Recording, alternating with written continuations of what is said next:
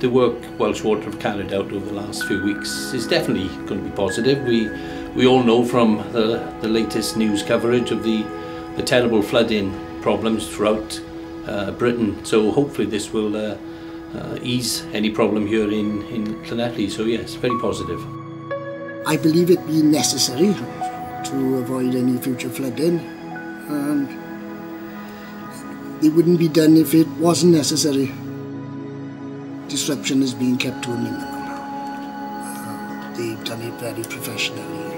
The workers that they've had got on great to them when they've asked for crossovers across the ditch. They've supplied them without any problems.